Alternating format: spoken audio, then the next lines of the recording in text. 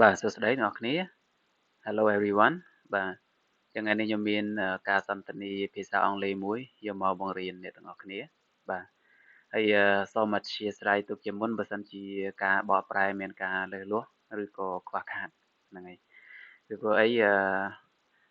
ជាទូទៅខ្ញុំបង្រៀននៅក្នុងថ្នាក់អត់មានការបកប្រែទេដល់ពេលអញ្ចឹងទៅពេលការបកប្រែទៅពាក្យខ្លះយើងបកអត់ចាញ់ទេហើយពាក្យខ្លះយើងត្រូវការ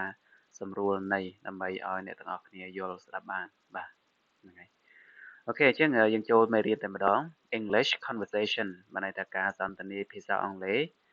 My last holiday to Bali បាទអញ្ចឹងវិស្សមកាលមុនរបស់ខ្ញុំទៅកាន់កោះបាលីបាទទៅកាន់បាលីបងប្អូនគ្នាដឹងហើយណាថាបាលីគឺនៅប្រទេសឥណ្ឌូនេស៊ីបាទអញ្ចឹងខ្ញុំសូមលើកយកពាក្យថ្មីឬក៏ពាក្យគន្លឹះមួយចំនួនដែលអ្នកទាំងអស់គ្នានឹងជួបនៅក្នុងការសន្ទនាបាទអញ្ចឹងទាំងអស់គ្នាមើលរូបភាពនេះនេះគឺជា beach beach បាទ beach យើងប្រែថាឆ្នេរសមុទ្របាទអញ្ចឹងឆ្នេរសមុទ្រជាតំបន់ដែលពេញនិយមសម្រាប់អ្នកទៅទៅដើរលេងក្នុងថ្ងៃវិស្សមកាលបាទអញ្ចឹងពាក្យបន្ទាប់ពាក្យកលឹះបន្ទាប់គឺពាក្យថា local food local food បើយើងប្រែទៅ local ប្រែថានៅក្នុងស្រុកនៅក្នុងតំបន់ចំណែកឯ local food ប្រែថាម្ហូបអាហារនៅក្នុងតំបន់ឬក៏នៅក្នុងស្រុកបាទឧទាហរណ៍ថាអ្នកក្រៅមកលេងនៅស្រុកយើងនៅកម្ពុជា local food របស់កម្ពុជាគឺអីគេបាទចឹងនេះខ្ញុំឲ្យឧទាហរណ៍ជានំបញ្ចុកបាទអញ្ចឹងពាក្យកលឹះបន្ទាប់របស់យើងគឺBalinese dish Balinese dish អ្នកគ្នាដឹងណាថាដូចជាពាក្យ China ជនជាតិចិនយើងថា Chinese ដល់ពេល Japan ជាប្រទេសដល់ពេលជនជាតិជប៉ុន Japanese បាទដល់ពេល Bali Balinese បាទ Balinese dish បើយើងប្រែន័យត្រង់ទៅគឺចានបាទចានប៉ុន្តែ Balinese dish យើងប្រែថាម្ហូបជនជាតិបាលីបាទម្ហូបជនជាតិបាលីមិនមែនចានរបស់ជនជាតិបាលីទេណាយើងប្រែថាម្ហូបជនជាតិបាលីយើងអាចប្រើជាមួយនឹងប្រទេសណាក៏បានដែរCambodian dish Thai dish Japanese dish Chinese dish បាទយើងប្រែថាម្ហូបបាទអញ្ចឹងពាក្យកលឹះរបស់យើងបន្ទាប់គឺ spice យើងប្រែថាគ្រឿងទេសបាទគ្រឿងទេសសម្រាប់ផ្សំគ្រឿងពេលគេយកទៅចម្អិនម្ហូប spice អូខេបន្តមកទៀតយើងមាន dance បាទ dance ជា verb រាំហើយពេលជា noun ការរាំឬក៏របាំបាទ dance អ្នកទាំងអស់គ្នាឃើញខ្ញុំដាក់នៅពីមុខបានន័យថាវាជា noun បាទពីព្រោះថា verb អត់មាននៅមុខទេបាទ dance យើងប្រែថារបាំបាទរបាំប្រពៃណីរបស់គេចឹងទៅបាទបន្តមកទៀតយើងមាន handmade products handmade យើងប្រែថាធ្វើដោយដៃបាទអត់ធ្វើដោយរោងចក្រទេគឺធ្វើដោយដៃដល់ពេល products ផលិតផលផលិតដោយដៃបាទ handmade products បាទហើយពាក្យកលឹះមួយទៀតគឺ souvenir យើងប្រែថាវត្ថុអនុស្សាវរីយ៍បាទអញ្ចឹងពេលយើងទៅដើរលេងនៅកន្លែងណាមួយឬក៏ប្រទេសណាមួយយើងទិញវត្ថុអនុស្សាវរីយ៍ដើម្បីមានការចងចាំពីដំណើរកម្សាន្តរបស់យើងបាទហ្នឹងហើយ souvenir បន្តមកទៀតយើងមានពាក្យថា bargain to bargain ពេលដែលឃើញដាក់ to ពីមុខហ្នឹងបានន័យថាវាជា verb បាទ verb គឺប្រែថាតថ្លៃបាទ to bargain តថ្លៃបាទ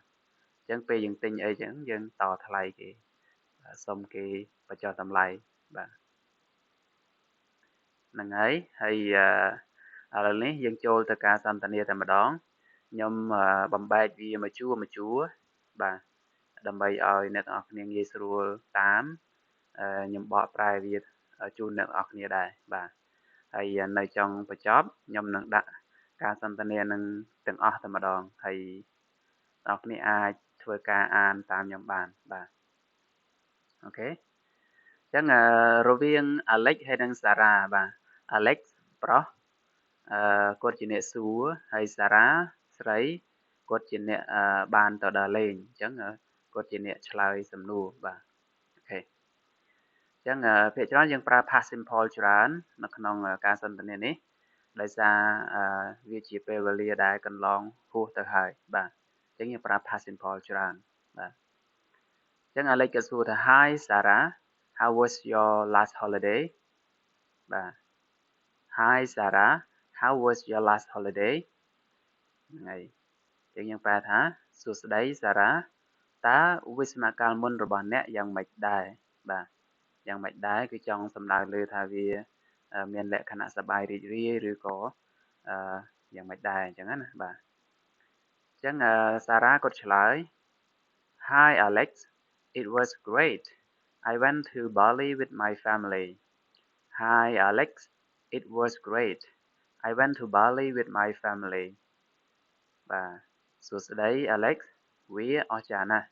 ខ្ញុំបានទៅលេងកោះបាលីជាមួយគ្រួសាររបស់ខ្ញុំបាទអញ្ចឹងAlex ក៏សួរទៀតគាត់បន្តទៀតថា Wow Bali what did you do there Wow Bali what did you do there អញ្ចឹងគាត់មានការភ្ញាក់ផ្អើលបន្តិចបាទអញ្ចឹងគាត់និយាយថា Wow កោះបាលីតើអ្នកបានធ្វើអ្វីខ្លះនៅទីនោះបាទ What did you do there we went to the beach a lot the weather was clear sorry the water was clear and the weather was nice we went to the beach a lot the water was clear and the weather was nice បាទអញ្ចឹងបានន័យថាយើងបានទៅលេងឆ្នេរជាច្រើនចំពោះទឹកគឺវាថ្លាស្អាតអូខេ clear ហ្នឹងថ្លាបាទប្រើចំពោះទឹកហើយអាកាសធាតុក៏ល្អបាទ and the weather was nice អូខេអញ្ចឹងAlex គាត់បន្តទៀតគាត់ថា cool អូខេ cool did you eat local food បាទអញ្ចឹងនៅពេលណាដែលយើងមានការភ្ញាក់ផ្អើលឬក៏ឃើញថាអ្វីដែលគេនិយាយនឹងវាលយឬក៏វា surprise យើងប្រើពាក្យថា cool បាទ cool នឹងវាជា expression មួយដែលសំដៅទៅលើការនិយាយថាអូលយមែនអញ្ចឹងណាបាទ cool did you eat local food លយមែនតើអ្នកបានញ៉ាំអាហារនៅក្នុងស្រុកទេបាទអូខេអញ្ចឹងសារ៉ាគាត់ឆ្លើយ Oh yes lots we tried Balinese dishes seafood was fresh and the spices were yummy Oh yes lots we tried Balinese dishes seafood was fresh and the spice were yummy អូខេបាទ Oh yes lots បានន័យថាចាច្រើនណាស់បាទ lots អញ្ចឹង a lot of គេប្រើតែ lots នៅក្នុង spoken language we try Balinese dishes យើងបានសាកល្បងម្ហូបបាលីបាទ seafood was fresh គ្រឿងសមុទ្រស្រស់ៗ and the spice were yummy ហើយគ្រឿងទេសក៏ឆ្ងាញ់បាទ yummy ឆ្ងាញ់វាស្មើនឹង delicious ដែរបាទអូខេបន្តមកទៀតគាត់សួរ any favorite place to eat any favorite place to eat តើកន្លែងណាដែលចូលចិត្តញ៉ាំចាអញ្ចឹងសារ៉ាគាត់ឆ្លើយវិញ yes yeah we found a nice small restaurant in Ubud the fried rice and grilled meat were so good yeah we found a nice small restaurant in Ubud the fried rice and grilled meat were so good បាទ Ubud ហ្នឹងខ្ញុំឈ្មោះហ្នឹងខ្ញុំអាន Ubud មិនដឹងត្រូវនឹងស្តៀងទេ Ubud អញ្ចឹងខ្ញុំអានទៅតាមការ spell ជាភាសាអង់គ្លេសបាទអញ្ចឹងសង្ឃឹមថាត្រូវទៅចោះបាទការហៅឈ្មោះណា Okay គាត់ឆ្លើយថាចាយើងបានប្រទះនឹងភោជនីយដ្ឋានតូចមួយដ៏ស្រស់ស្អាតនៅឧបលបាយឆានិងសាច់អាំងឆ្ងាញ់ខ្លាំងណាស់បាទ Okay the fried rice and grilled meat was so good ឆ្ងាញ់ខ្លាំងណាស់ good ចឹងអាលេចគាត់បន្តទៀត sound tasty did you see any interesting places sounds tasty did you see any interesting places បាទស្ដាប់ទៅគួរឆ្ងាញ់ណាស់បើយើងនិយាយទៅថាអូស្ដាប់ទៅស្រក់ទឹកមាត់បាទ sound tasty ស្ដាប់ទៅគួរឆ្ងាញ់ណាស់តើអ្នកបានឃើញកន្លែងដែលគួរចាប់អារម្មណ៍ខ្លះទៀតទេ Okay did you see any interesting places Yes we visited a temple called Uluwatu and watched a dance it was different and interesting Yes we visited a temple called Uluwatu and watched a dance it was different and interesting ចាយើងបានទៅលេងប្រាសាទមួយឈ្មោះ Uluwatu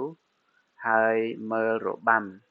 វាប្លែកនិងគួរឲ្យចាប់អារម្មណ៍ខ្លាំងណាស់បាទ Did you buy anything Did you buy anything បាទតើអ្នកបានទិញអ្វីខ្លះទេ Sure I got some handmade stuff and traditional clothes great souvenir Sure I got some handmade stuff and traditional clothes great souvenirs បាទប្រកាសណា Sure ខ្ញុំបានទិញវត្ថុធ្វើដោយដៃនិងសម្លៀកបំពាក់បុរាណមួយចំនួន traditional clothes វត្ថុអនុស្សាវរីយ៍ដ៏អស្ចារ្យ yeah great souvenirs អូខេអញ្ចឹងគាត់បន្តទៀត Alex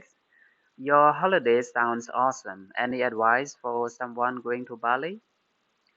Your holiday sounds awesome any advice for someone going to Bali បាទគាត់និយាយថាថ្ងៃចុះសម្រាករបស់អ្នកស្ដាប់ទៅអស្ចារ្យណាស់មានការណែនាំសម្រាប់អ្នកទៅកោះបាលីទេបាទដូចជាមានដំបូន្មានអីសម្រាប់ recommend អ្នកដែលទៅក្រោយៗទេអូខេអញ្ចឹង Lisa គាត់Sarah គាត់ recommend explore beaches and temple